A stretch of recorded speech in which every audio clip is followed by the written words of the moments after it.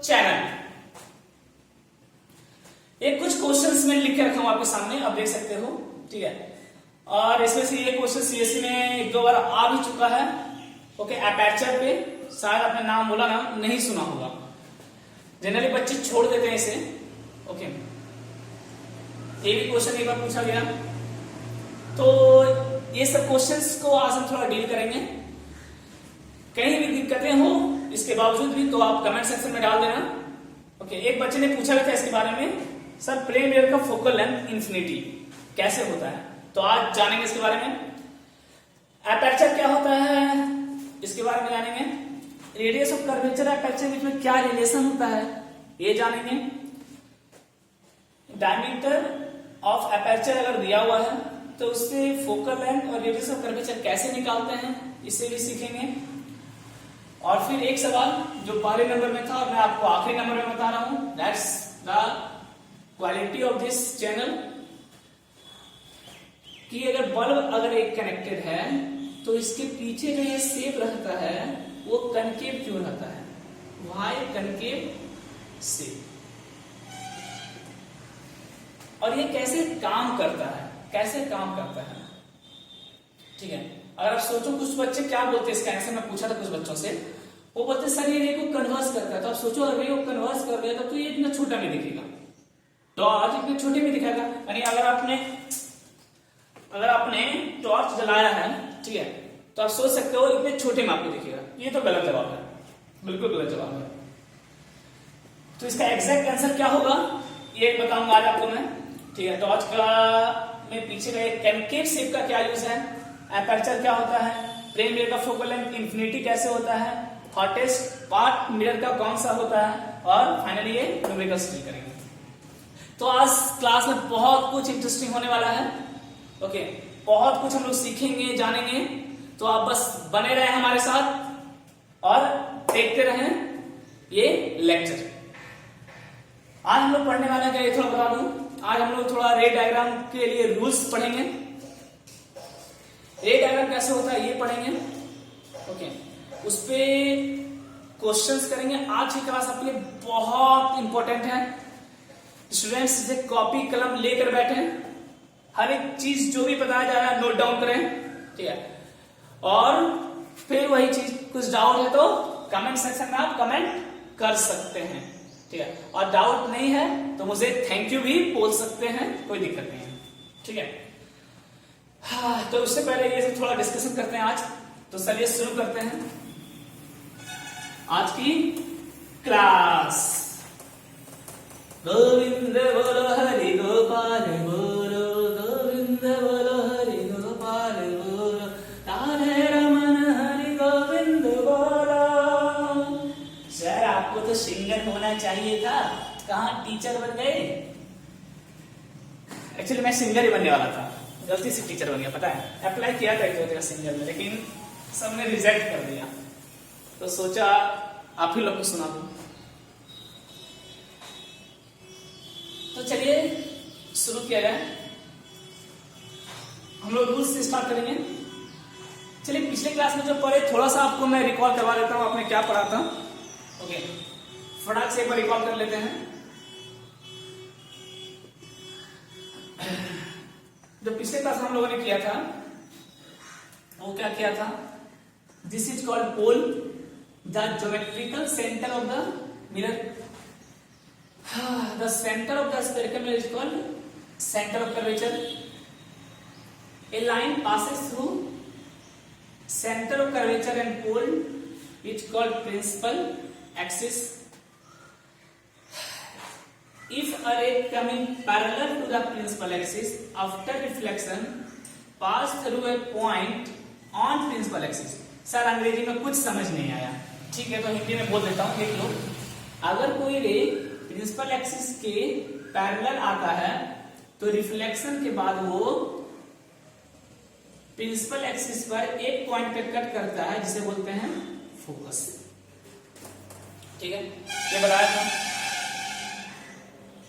This is center of curvature and the distance between center of curvature and the pole is called radius of curvature. Is called radius of curvature. Okay, the distance between the focus and the pole is called focal length. यहां तक clear होगा? यहां तक लोग पिछले class थोड़ा discussion किए थे लास्ट में.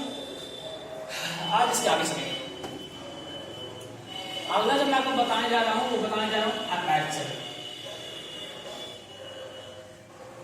अपर्चर, अपर्चर क्या होता है? एक मिनट, वेट. एक चीज थोड़ा सा डिस्टर्ब हो गया है.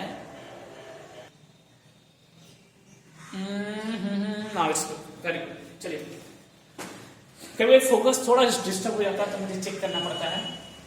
अभी सब सही है, मिटाओ इसे. अब अपर्चर समझते हैं. देखिए बच्चों, ये अपर्चर बहुत जरूरी है आपके लिए. ठीक है, इसे अच्छे समझना, क्योंकि अगर वो एग्जामिनर को अगर अच्छा न्यूमेरिकल सेट करना हुआ, जो कर भी सकता है, नहीं भी कर सकता है, लेकिन अगर करना हुआ तो ये इससे कर सकता है, अपर्चर से. ठीक है, वो आपको अपर्चर में फंसा सकता है. ओके, किस तरीके से फंसाएंगे ध्यान रखना, लेकिन हम अपन लोग फंसेंगे नहीं. ठीक है, क्योंकि आप अब जान गए अपर्चर क्या होता है. ठीक है, मतलब जान जाओगे, कोई दिक्कत नहीं है. देखिए अपर्चर होता क्या है.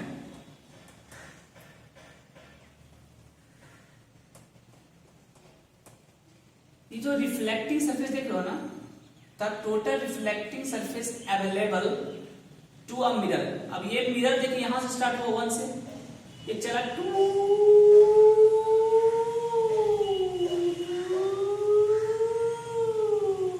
यहां तक आया. तो ये मिरर यहां से शुरू होकर यहां तक आया, यानी ये पूरा इसका रिफ्लेक्टिंग सरफेस हुआ कंप्लीट. तो अपर्चर होता है एरिया, ध्यान से सुनो, area available for reflection of light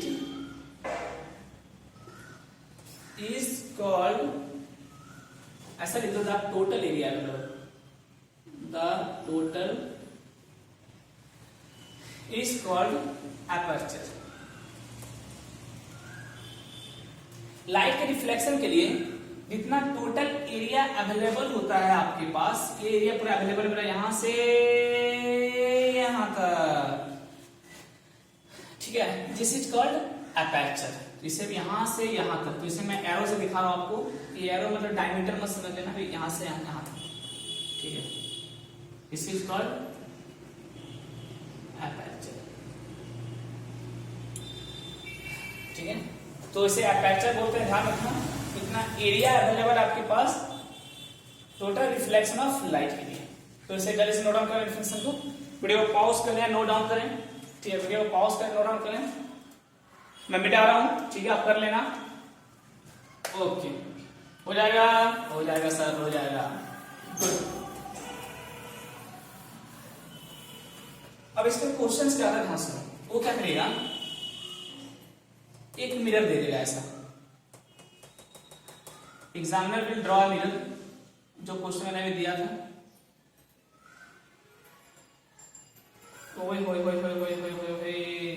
आज की क्लास आपके आने वाले क्लास के लिए बहुत इंपॉर्टेंट है. अगर आपने आज की क्लास नहीं समझी तो आने वाला क्लास आपके लिए यूजलेस होगा, यूजलेस. ठीक है, ध्यान रखना.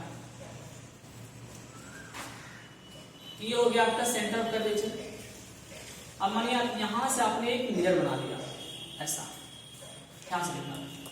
आपने यहां से एक मिरर बना दिया, यहां से. अब इसको हटा दो आप, एक डॉटेड लाइन से मैं दिखाता हूं आपको. ठीक है, ऐसा बना दिया आपने.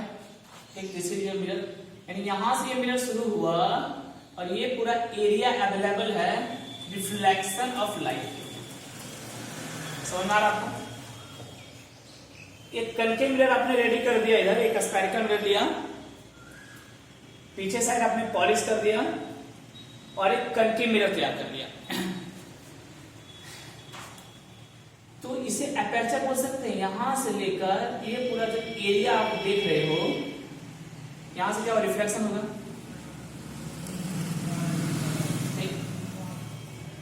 रिफ्लेक्शन होगा।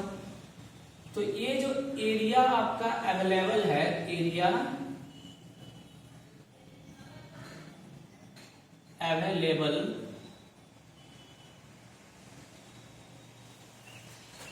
ये जो एरिया आपके लिए अवेलेबल है रिफ्लेक्शन ऑफ लाइट के लिए, इसे क्या बोलते हैं, aperture. This is called aperture. ये पूरा अपना बोलेंगे एपर्चर। अब ये क्या बन गया, देखो बच्चों ध्यान से देखो, ये क्या बन गया आपका, ये बन गया आपका डायमीटर। ध्यान से देख रहे हो, ये क्या बन गया आपका, diameter. This is called diameter.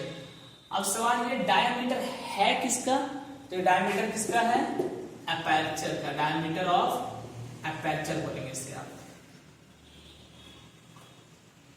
This is called diameter of aperture. पूरा वीडियोस आ रहा है, कहीं कर तो नहीं रहा, ऊपर में नहीं कट रहा, very good. So this is called diameter of aperture, okay. और ये जो एरिया पूरा available, this is called aperture.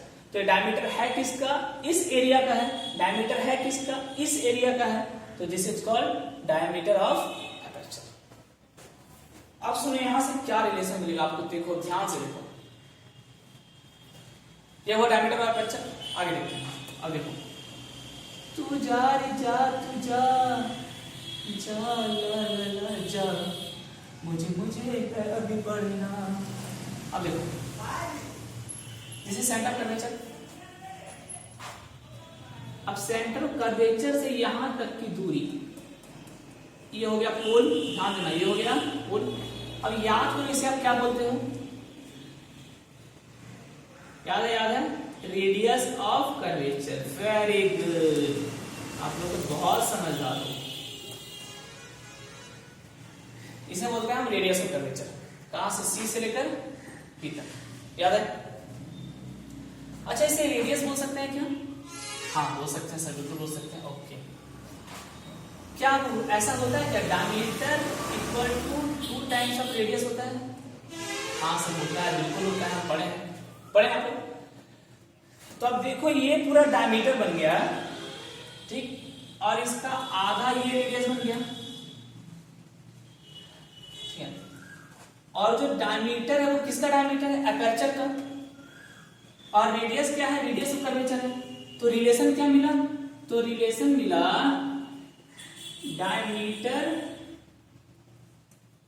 Of aperture is equal to the diameter of aperture is equal to the, किसके बराबर है, देखो डायमीटर से मिटा रहा हूं, इज इक्वल टू द, तो डायमीटर ऑफ एपर्चर जो है वो क्या है, देखो रेडियस ऑफ कर्वेचर के डबल है। अरे भाई ये रेडियस ऑफ कर्वेचर हुआ ना, ये रेडियस ऑफ कर्वेचर इधर लो या इधर लो, रेडियस ही तो है ना, बराबर ही होगा। तो ये r है, तो ये भी कितना होगा, रेडियस r ही होगा। और ये पूरा क्या है, डायमीटर ऑफ एपर्चर। तो diameter of aperture is 2 times of radius of curvature, बोल सकते हैं 2 टाइम्स ऑफ रेडियस, इसे मिटा दें, ठीक है। आप लिख लेना पॉज करते हुए, ऑफ कर्वेचर। समझ आया बात। तो ये एक रिलेशन बनता है, इसे ध्यान रखना। अगर वो अच्छा क्वेश्चन बना उनका से बनाना हुआ तो इसी करेगा। तो जो डायमीटर होता है पूरा एपर्चर का, वो रेडियस ऑफ कर्वेचर का डबल होता है, क्योंकि हम जानते हैं ऐसे भी कि डायमीटर रेडियस ऑफ कर्वेचर का डबल होता है, ठीक। याद है, ध्यान रखना, ठीक है। क्लियर हुआ यहां तक, एपर्चर क्लियर हुआ, डायमीटर ऑफ एपर्चर क्लियर हुआ, रेडियस ऑफ कर्वेचर क्या रिलेशन होता है, double of radius of curvature. चलिए बेटा आ गया, एपर्चर में डाउट नहीं होना चाहिए। तो मुझे एक फॉर्मूला मिला, अभी फॉर्मूला मिला, diameter of aperture is equal to the 2 times of radius of curvature. तो इसे मैं डायमीटर ऑफ एपर्चर को डीए लिखूंगा, diameter of aperture is equal to 2 times of,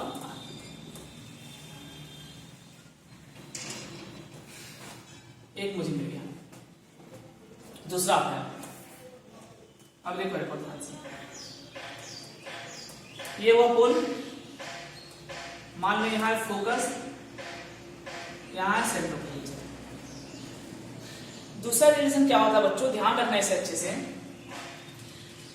जो सेंटर ऑफ कर्वेचर होता है, this is the centre of curvature and this is the focal length, ठीक। तो सेंटर ऑफ कर्वेचर जो होता है number 2 C, centre of curvature,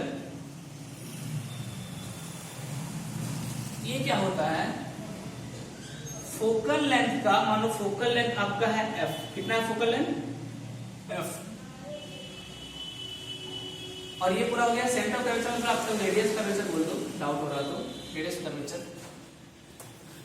तो दूसरा रिलेशन ये बनता है कि जो रेडियस ऑफ कर्वेचर होता है आपका, वो फोकल लेंथ का डबल होता है। ये ध्यान रखना, बहुत इंपॉर्टेंट है ये दोनों रिलेशन। यानी क्या हुआ समझो अच्छे से, डायमीटर ऑफ अपर्चर और रेडियस ऑफ कर्वेचर का डबल होता है, और radius of curvature focal length का डबल होता है। बस समझ आया? यानी एक साथ अगर लिखें तो diameter of aperture is equal to 2 times of radius of curvature और is equal to focal length से क्या रिलेशन होगा, अब r के जगह क्या पुट करेंगे 2f, तो r के जगह पुट करो 2f, तो 2 of 2f यानी कितना हो जाएगा 4। यानी रिलेशन क्या बना, diameter of aperture equal to 2 times of radius of curvature equal to 4 times of focal length. Very important relation, ध्यान रखना। डायमीटर जो भी अपर्चर का होता है सीधा जाता है वो रेडियस ऑफ कर्वेचर का डबल होता है, और रेडियस ऑफ कर्वेचर जो होता है वो फोकल लेंथ का डबल होता है। बात समझ में आया? रेडियस ऑफ कर्वेचर जो है वो फोकल लेंथ का डबल होता है, क्वेश्चन करेंगे, और डायमीटर ऑफ अपर्चर वो centre of radius of curvature का डबल होता है। यानी डायमीटर ऑफ अपर्चर जो होगा वो फोकल लेंथ कितना हो जाएगा 4 टाइम्स हो जाएगा। पूरा नोट डाउन कर लो अच्छे से, अब इस पे बहुत सारे अच्छे अच्छे क्वेश्चंस करेंगे हम लोग, ठीक है।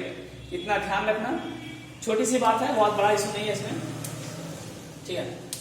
मतलब ऐसा मान लो ये बीटा है, फोकल लेंथ इज द बीटा, radius of curvature is the पापा जी व्हिच इज डबल ऑफ बीटा, and diameter of aperture is the दादा जी व्हिच इज डबल ऑफ पापा जी, ठीक है।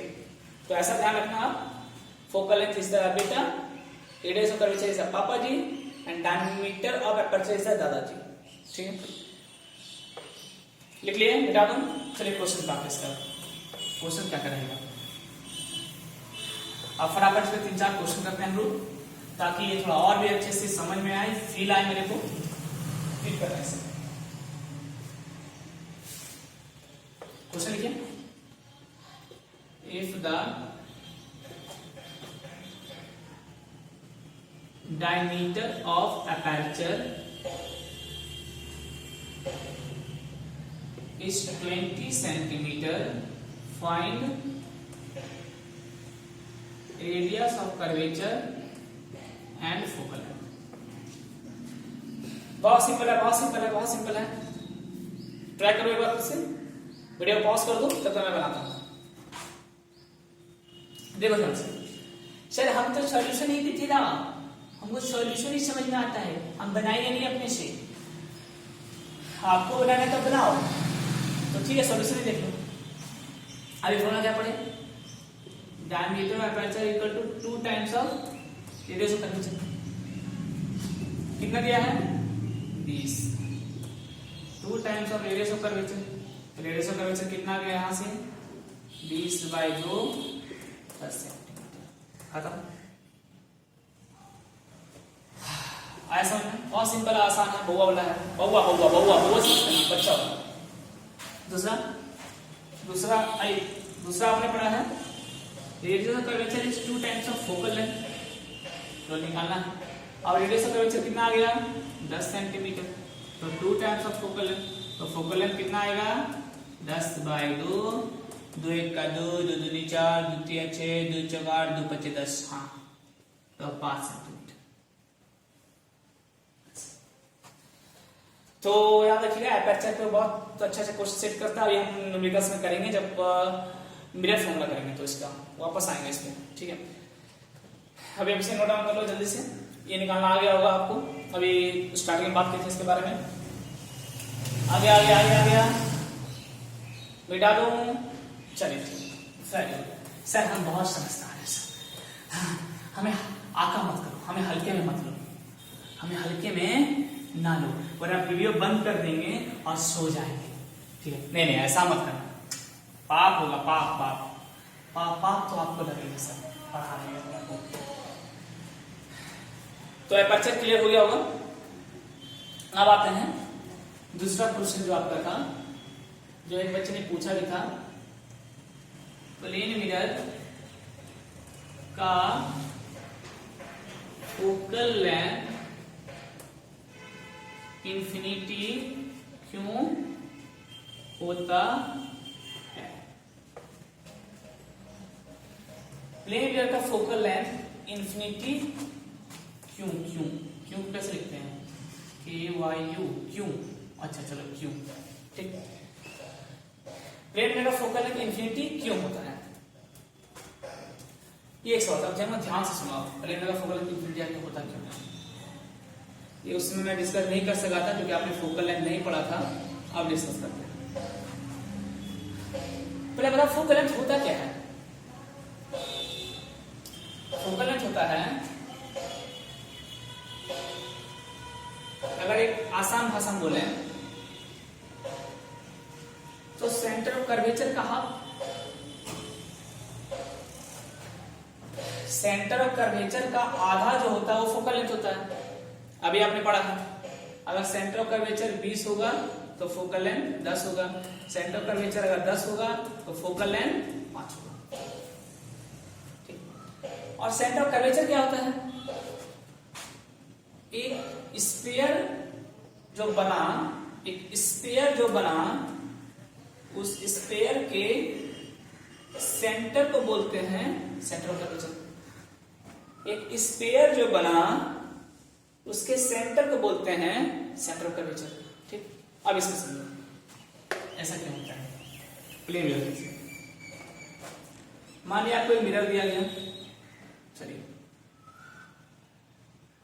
अच्छा मैं बोलूँ इसे स्फीयर ड्रॉ करो तो कैसा बनेगा इस मिरर से, सर ये तो सीधा है, इससे स्फीयर कैसे बनेगा, अगर बहुत बड़ा स्फीयर बनाओ, बहुत बड़ा चलता जाएगा ये ऐसा, देखो अगर ये स्फीयर है तो इसका ये पोर्शन हम सीधा बोल सकते हैं, लगभग ऑलमोस्ट स्ट्रेट, इस पोर्शन को भी ऑलमोस्ट स्ट्रेट बोल सकते हैं। देखो ध्यान से, ऐसा रहा तो ऑलमोस्ट स्ट्रेट, छोटा सा।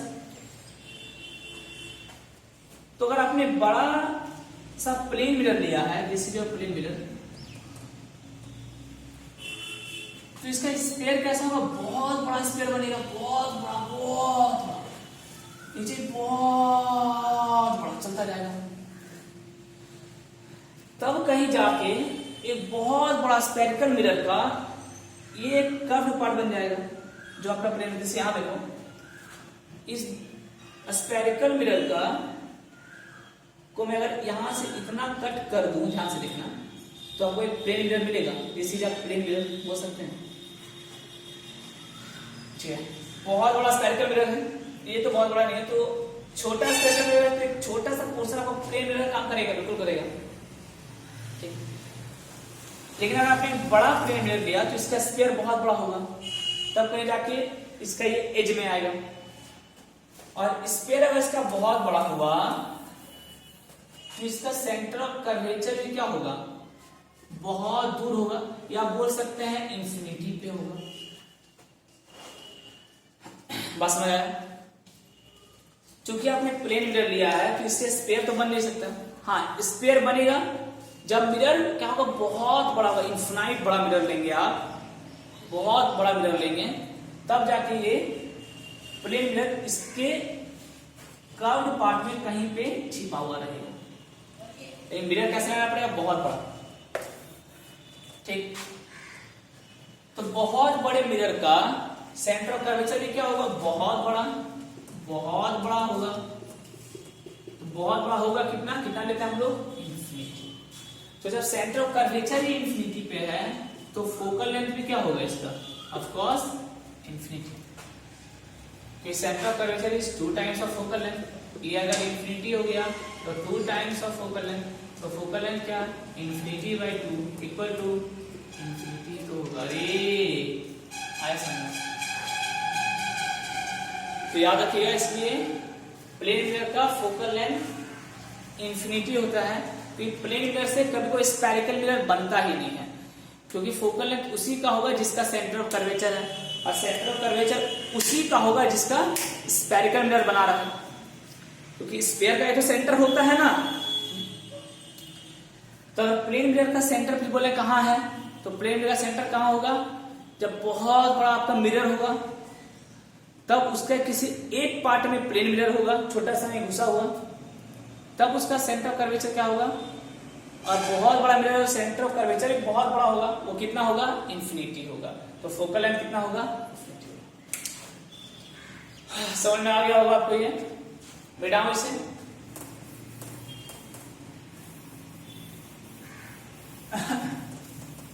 तो इस बात का ध्यान रखना, ठीक है। इसमें क्वेश्चन में इतना ही पूछा कि what is the focal length of plane mirror, और कुछ नहीं पूछता, ठीक है। तो इसका पता चल गया फोकल लेंथ कितना होता है प्लेन मिरर का, इंफिनिटी होता है, यूनोस। ओके, तो इसमें और कुछ नहीं पूछने के लिए है, यहां पे ध्यान रखना बस। अगले क्वेश्चन आते हैं, ठीक है।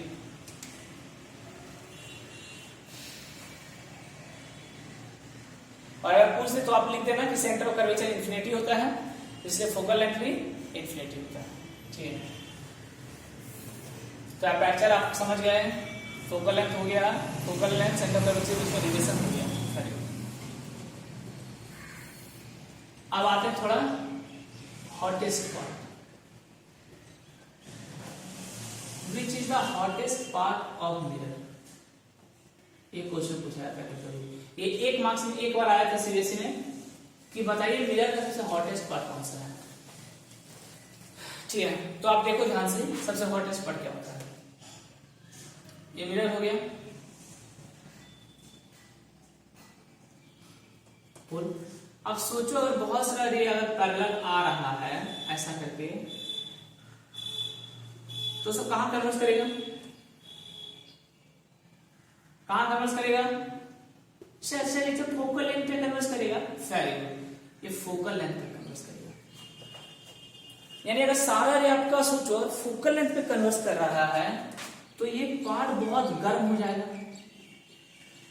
क्योंकि रेज में क्या होता है, एनर्जी होता है, और एनर्जी अगर किसी पे पड़ता है तो क्या करता है, उस चीज को हीट करता है। अब धूप में रहो, धूप में रह के आप करते क्या हो, सन की एनर्जी को लेते हो, आप क्या होते हो, गर्म होते हो। वही यहां पे हो रहा है, रे सारा कन्वर्स हो रहा है कहां पे, कहां पे, फोकस पे। तो फोकस वाले पोर्शन को क्या करेगा, गर्म करेगा। यानी सबसे हॉटेस्ट पार्ट अगर बोले तो कौन सा होगा, फोकस होगा। तो आंसर याद रखना, focus is the hottest part of mirror. बोलेगा व्हाई, तो लिख देना बिकॉज ऑल द पैरेलल रे converges on the focus। तो फोकस आपका सबसे हॉटेस्ट पार्ट होगा मिरर का, क्योंकि सारा रे कहां कन्वर्स होता है, फोकस पे होता है। सारा रे में ऑल द पैरेलल रे कन्वर्जेस ऑन द फोकस। चलिए इसको लिख लो, बहुत सिंपल कॉन्सेप्ट था, सबसे सिंपल सा। उससे हॉटेस्ट पार्ट क्या है मिरर का, तो ये फोकस है, क्योंकि जितना भी पैरेलल रे आता है आप पढ़ चुके हैं, वो कहां से पास करेगा, फोकस से पास करता है। तो ये पोर्शन क्या होता है, सबसे ज्यादा गर्म हो जाता है। मिटा दो, वेरी गुड।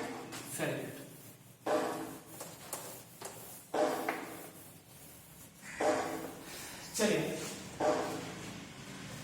एक आया आपका टॉर्च वाला, तो टॉर्च वाला मैं लास्ट में बताऊंगा। आज जो मेजर हम लोग स्टार्ट करने वाले हैं वो है rules for image formation and रे डायग्राम।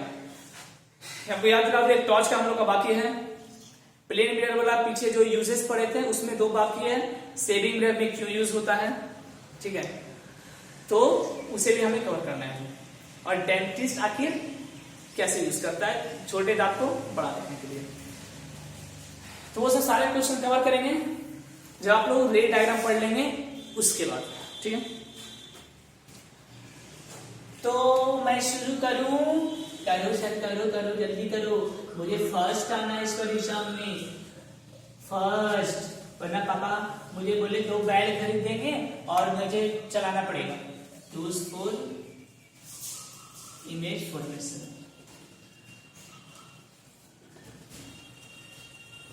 कौन है?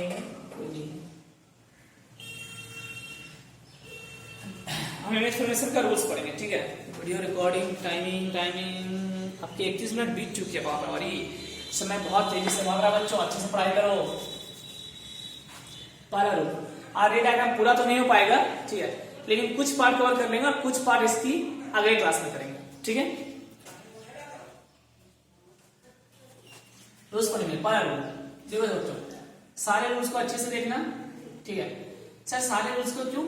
कोई 2 रूल से काम नहीं बनेगा, बिल्कुल कोई 2 रूल से भी काम बन जाएगा, ओके, लेकिन सारे रूल्स इसलिए, ठीक है, ताकि एग्जाम में आपको अगर मे भी एक रूल्स आप भूल भी गए तो किसी दूसरे रूल्स को यूज करके इमेज फॉर्मेशन कर सकते हो, ठीक है।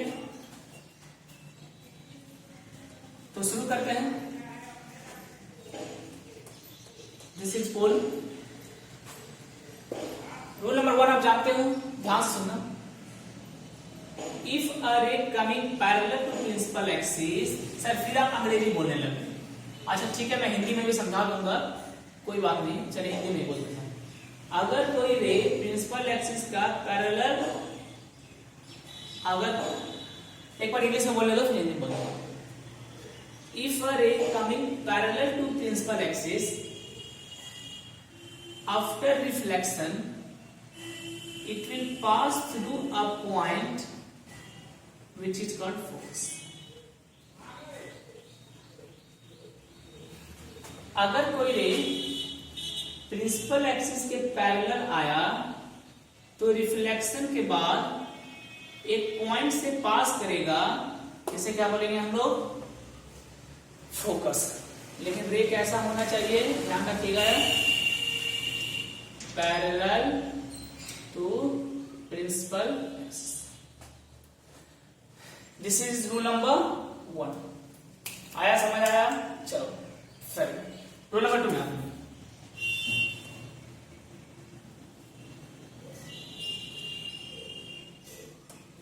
बड़े कंजूस हो आप सर, बहुत कंजूस हो, आज तक हमें समोसा नहीं खिलाया, बोलते रह गए हम लोग। This is good. दूसरा क्या है, इसके उलट, क्या उलट? मान लो यहां फोकस है आपका,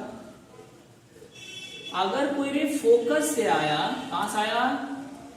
फोकस से। अगर कोई रे फोकस से आया तो रिफ्लेक्शन के बाद प्रिंसिपल एक्सिस के पैरेलल हो जाएगा, पैरेलल हो जाएगा। अगर कोई रे पैरेलल आया तो रिफ्लेक्शन के बाद फोकस से पास करेगा, अगर कोई रे फोकस से आया तो रिफ्लेक्शन के बाद पैरेलल हो जाएगा, इसका उल्टा, अगर कोई रे फोकस से आया तो रिफ्लेक्शन के बाद पैरेलल हो जाएगा, खत्म। दोनों क्लियर हुआ? लिख लो अच्छे से, बैठाऊं? गुड, आप पॉज कर दो, समझ में। तीसरे रूल में, रूल नंबर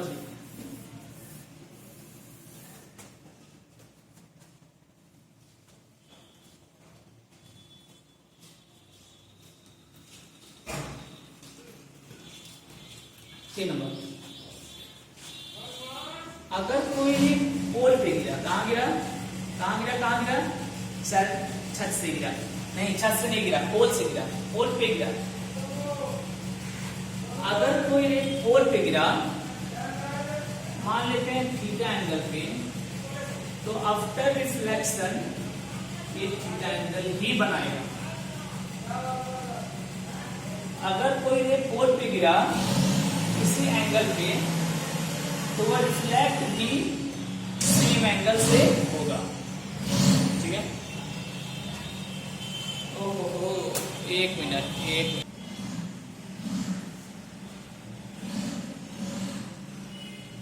ओके, देखो अच्छे से, अगर कोई रे गिरा पोल पर थीटा एंगल पे, तो रिफ्लेक्ट भी थीटा एंगल से ही होगा थर्ड पर। Oh my God, such a noise pollution the world is creating. Oh, तीसरा रूल क्लियर हुआ, and the last rule number 4.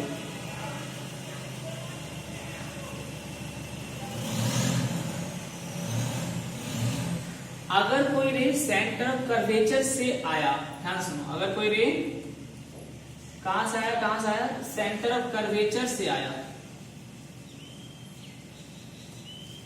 ठीक है, तो वो सेम डायरेक्शन में रिफ्लेक्ट हो जाएगा। ध्यान रखना बच्चों, बहुत इंपॉर्टेंट है, यूज भी बहुत करेंगे इसको। अगर कोई रे सेंटर ऑफ कर्वेचर से आया, तो ऐसा नहीं कि ये इधर जाएगा या उधर जाएगा, सब गलत है। ठीक, इधर चला मैं, उधर चला, जाने कहां मैं, किधर चला, जिस रास्ते में आया उसी रास्ते में चला। ठीक, यही होता है इसका। अगर कोई रे सेंटर ऑफ कर्वेचर से आया, तो टकरा कर सेम पाथ में वापस चला जाएगा। ध्यान रखना, इधर उधर कहीं डाइवर्ट होने वाला नहीं है। ठीक है, क्लियर है? तो चारों रूल्स को आप ध्यान रखें अच्छे से। पहला, अगर पैरेलल आया तो फोकस से जाएगा, दूसरा फोकस से आया तो पैरेलल हो जाएगा, तीसरा पोल पे गिरा तो सेम एंगल में चला जाएगा, and fourth centre of curvature आया तो सेम पाथ में चला जाएगा। तो चारों रूल समझ में आ गया होगा।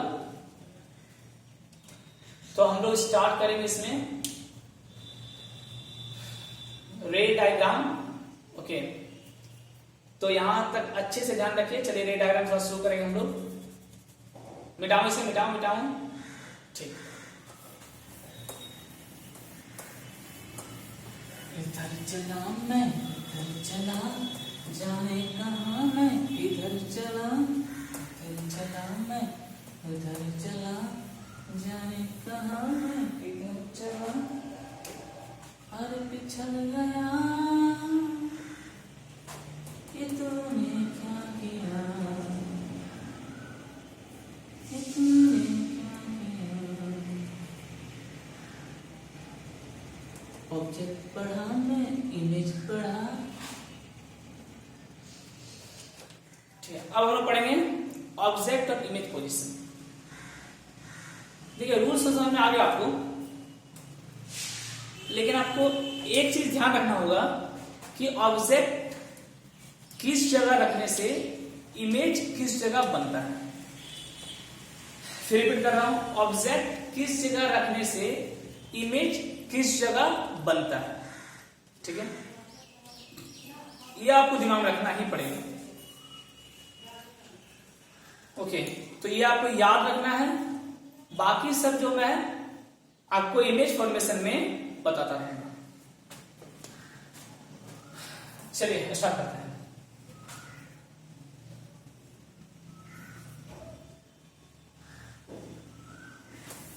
इधर देखो मैं,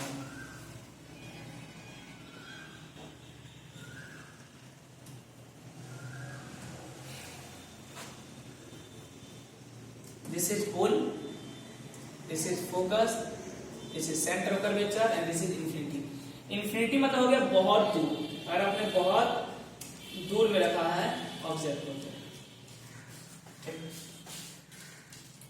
चलिए देखो, तो पहले देखते हैं ऑब्जेक्ट पोजीशन क्या क्या मेरे पास, कहां कहां हम ऑब्जेक्ट रख सकते हैं। पहले हम लोग कहीं पार्टी में जाते हैं तो पहले डिसाइड करते हैं हम क्या क्या खा सकते हैं, ठीक है। पहले हम जायजा लेते हैं हर चीज का, आखिर है क्या क्या, गुपचुप है, चाट है, छोला है, भटूरा है। एक्चुअली मैं शाकाहारी हूँ इसलिए मैं मीट मछली की बात तो करूंगा नहीं, ठीक है। तो पहले हम डिसाइड करते हैं कि क्या क्या खा सकते हैं। Okay, I am a vegetarian boy. उसी तरह उसके बाद हम लोग प्लानिंग करते हैं, ठीक है, क्या क्या खाना है। तो पहले डिसाइड करेंगे कि ऑब्जेक्ट कहां कहां रख सकते हैं, उसके बाद डिसाइड करें कि इमेज कहां कहां बनेगा।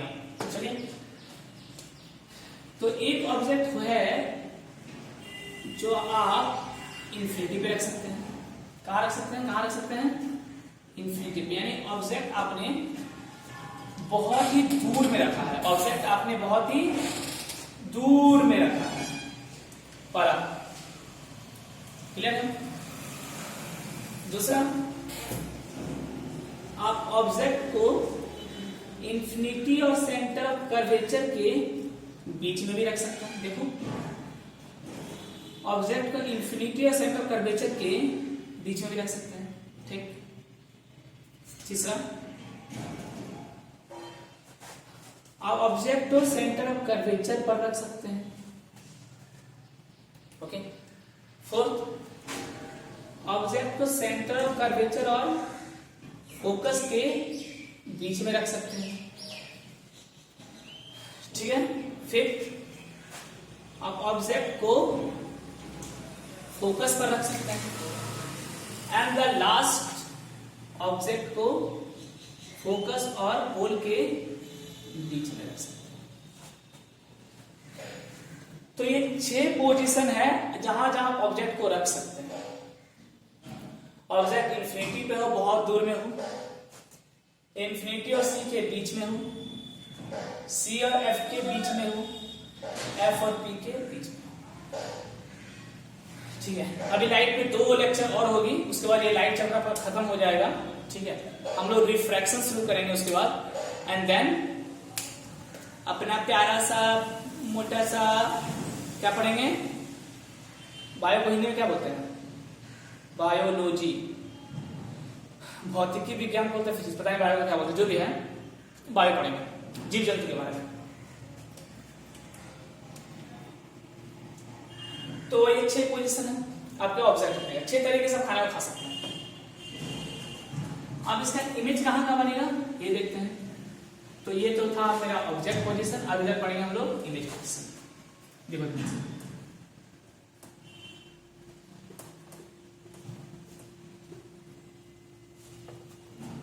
तो बहुत सिंपल है, बहुत बहुत सिंपल है। देखो, अगर ऑब्जेक्ट कहां है, मैं टेर लगाता हूं इंफिनिटी पे, तो इसका इमेज बनेगा कहां पे पता है, इसका सब उल्टा लिखा है।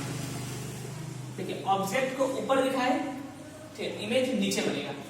नीचे बनेगा मतलब क्या, सुनो ध्यान से सुनो। कनकेव में क्या होता है, सीधा ऑब्जेक्ट का उल्टा इमेज बनता है। फिर लिख दे रहा हूं,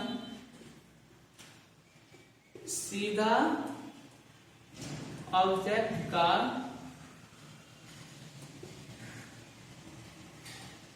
उल्टा इमेज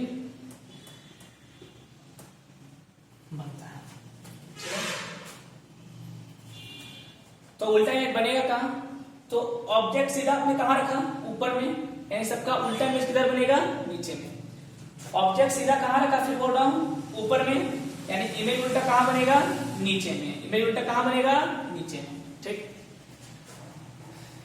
तो कनकेव में सीधा ऑब्जेक्ट का उल्टा इमेज बनता है। तो इस टाइप का इमेज हम लोग क्या बोलते हैं, रियल एंड इन्वर्टेड इमेज। तो बात करेंगे इस टाइप में, मिटा रहा हूं। ऑब्जेक्ट कहां है, पहला इंफिनिटी, तो इमेज कहां बनेगा, पहला नंबर फोकस पे, ध्यान देते रहना। इमेज कहां है, इंफिनिटी, ऑब्जेक्ट कहां है, इंफिनिटी, तो इमेज कहां बनेगा इसका, फोकस पे, पहला चीज, ठीक है। दूसरा, इसका उल्टा देखो, अगर ऑब्जेक्ट रहे फोकस पर तो इसका उल्टा, तो इमेज कहां बनेगा आपका, पांचवा की बात करें, इंफिनिटी पर। अगर ऑब्जेक्ट था इंफिनिटी पर तो इमेज कहां बना, फोकस पर। अगर ऑब्जेक्ट रहा फोकस पर तो इमेज कहां बन जाएगा, इमेज बन जाएगा इंफिनिटी पर।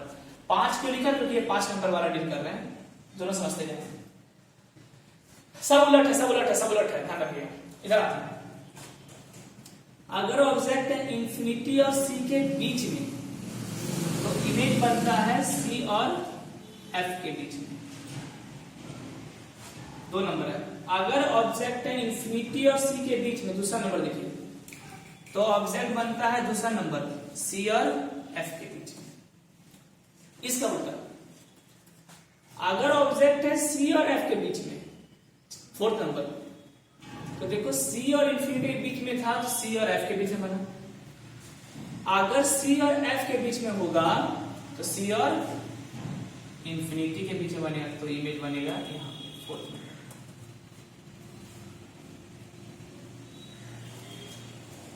सब उल्टा फिर देखो, अगर ऑब्जेक्ट है इंफिनिटी पे तो इमेज कहां बनेगा, फोकस पे। अगर ऑब्जेक्ट गया फोकस पे तो इमेज कहां बनेगा, इंफिनिटी पे। खत्म। अगर ऑब्जेक्ट है इंफिनिटी और सी के बीच में तो इमेज बना सी और एफ के बीच में। और अगर ऑब्जेक्ट है सी और एफ के बीच में, 4 नंबर, तो इमेज बनेगा सी और इंफिनिटी के बीच में। 5 नंबर, 3 नंबर आते हैं सी का। अगर ऑब्जेक्ट है सी पर 3 नंबर, तो इमेज कहां बनेगा,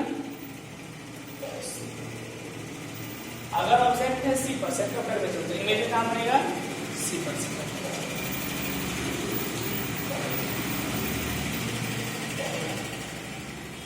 अगर ऑब्जेक्ट है एफ और पी के बीच में, इसका एक्सेप्शन है 6 नंबर, तो इमेज बनता है इसका बिहाइंड द मिरर। 6 नंबर, ये लास्ट में बात करेंगे, इस पर भी डिस्कशन नहीं करेंगे। ये एक्सेप्शन है जिसमें सीधा ऑब्जेक्ट का सीधा इमेज बनता है, उल्टा है थोड़ा सा, बाकी सब में सीधा ऑब्जेक्ट का उल्टा इमेज बनेगा। तो ध्यान रखना, यहाँ नोट आउट कर लो, फोकस करना सही से। हाँ, फोकस सही है। रिपीट कर दो, क्या सुन लो। अगर ऑब्जेक्ट है इंफिनिटी पे तो इमेज कहां बना, फोकस पे। अगर ऑब्जेक्ट है फोकस पे तो इमेज कहां बनेगा, इंफिनिटी पे। अगर ऑब्जेक्ट है इंफिनिटी और सी के बीच में तो हमें इमेज बनेगा सी और एफ के बीच में। अगर ऑब्जेक्ट है सी और एफ के बीच में तो इमेज बनेगा सी और इंफिनिटी के बीच में। अगर ऑब्जेक्ट है सी पर तो इमेज बन जाएगा सी पर। अगर ऑब्जेक्ट है एफ और पी के बीच में तो इमेज बनेगा बिहाइंड द मिरर, मिरर के पीछे सीधा सीधा। ठीक, तो हम लोग शुरू करेंगे इसका रे डायग्राम। ठीक है, टाइम 48 मिनट हुआ है। ओके, तो रे डायग्राम इसका स्टार्ट करेंगे। तो एक काम करते हैं, आज यहां पे आप समझ के रखो। ठीक है, इसका रे डायग्राम हम लोग अगले क्लास में शुरू करेंगे। Okay, in next class we will start ray diagram. Okay, और रे डायग्राम के बाद कुछ क्वेश्चंस है जो पेंडिंग पड़ा हुआ है, उसे भी हम लोग करेंगे। तब तक इतना आपके दिमाग में होना ही चाहिए, पूरा रूल्स सारे दिमाग में चारों अच्छे से होने चाहिए। कहां ऑब्जेक्ट रखने पे इमेज कहां बनेगा, दिमाग में अच्छे से होनी चाहिए। बहुत आसान है, इंफिनिटी है तो फोकस पे, फोकस पे है तो इंफिनिटी पे। सी और एफ के बीच में है तो सी और इंफिनिटी के बीच में, सी और इंफिनिटी के बीच में है तो सी और एफ के बीच में। खत्म। तो इतने आपके दिमाग में होना चाहिए, इतना अच्छे से ध्यान रखिएगा, अच्छे से पढ़ाई कीजिए। मुझसे जितना हो सका है, मैं ऑलरेडी बहुत स्लो चल रहा हूँ, आपको समझा रहा हूँ। फिर भी अगर आपको फास्ट लगे तो आप वीडियो को स्लो कर लेना।